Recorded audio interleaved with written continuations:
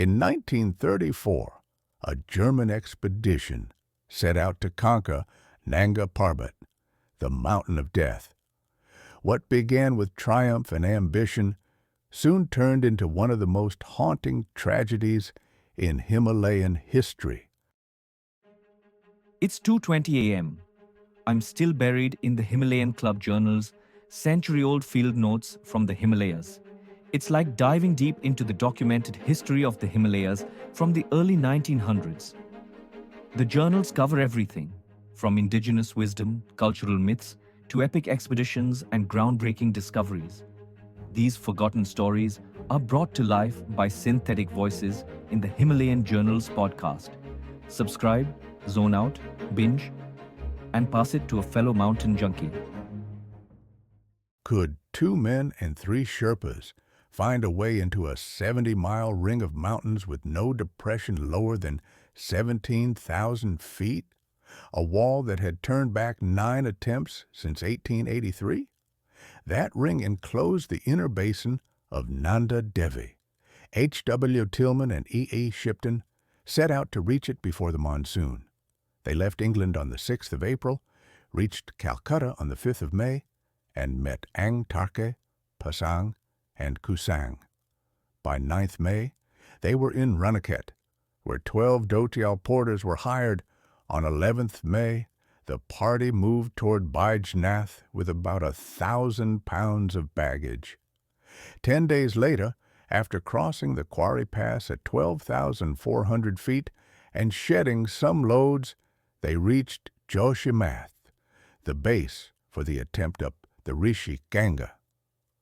On 21st May, the march began toward the gorge. The lower 7 miles were still untraversed, so the party used steep goat tracks from Lata and Tolma to the high Alp of Darashi, crossing a 14,700-foot pass where snow delayed them. When hired, Bhotias refused to go farther. The Dotials carried nearly 80 pounds each through deep snow to reach Darashi, then down to the meadows of Dibrugheta. There the path ended. Thickets and cliffs forced the party to the river. A birch bridge took them to the south bank near the Ramani torrent, the farthest point yet reached, and they made their base under an overhang. On the 30th of May, Shipton and Tilman set out early to probe the south side. Faint terraces carried them 2.5 miles. Then a great buttress blocked the way. The river looked fordable, and beyond the buttress the country seemed to open.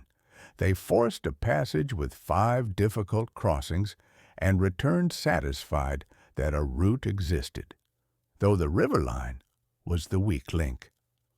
4 days went to relaying 535 pounds of baggage along the traverse. Fixed ropes and pitons secured the worst steps, and a thin section, the Mauvais Pas, allowed no protection at all. On the 3rd of June, snow fell and the river rose. Even after roping and ferrying loads, the crossings turned perilous. By evening, the party retreated to a stunted birch grove and bivouacked. In the morning, they felled trees for a precarious bridge. Then Tilman and Ang Tarke climbed about 1,500 feet, found a narrow terrace around the buttress, and cut a safer line high above the water. Next day, they rejoined the high route and established a camp near 13,000 feet. A mile away, 2 streams united beneath Nanda Devi. The larger from the north drained the biggest ice field. With food too short to see both halves, they chose the north and, after another cautious river crossing, reached the snout of the main glacier on 8th June, with nearly 3 weeks of supplies. Inside the basin, travel eased. At 13,000 feet, the glacier was about 200 feet thick. They set their head camp at the junction around 15,000 feet and began planetable work, then pushed light camps up the 5 subsidiary glaciers to the east. From about 18,000 feet, The northeast face of the massif rose in an appalling cirque for roughly 8,000 feet. They climbed a rim peak near 21,000 feet to fix the topography, probed coals toward Milam, and moved the whole camp up the North Glacier to about 16,400 feet. Illness paused them by turns. An attempt on a 22,900-foot peak from a 20,500-foot col failed twice in bad snow. Food ran low. They considered sending Sherpas back to Joshimath, but with the monsoon near, the Rishi crossings might become impossible. Instead, they used the remaining days to finish rough survey on another side valley. Mist settled on 25th June, and drizzle persisted. They started back before the river swelled further. By splitting the fords into 2 stages, they crossed the main and southern branches, then hurried for the traverse, where the earlier Birch Bridge was likely gone. A higher line, via the natural rock bridge, the Ramani Nulla, and a better terrace brought them quickly to Dibrigata.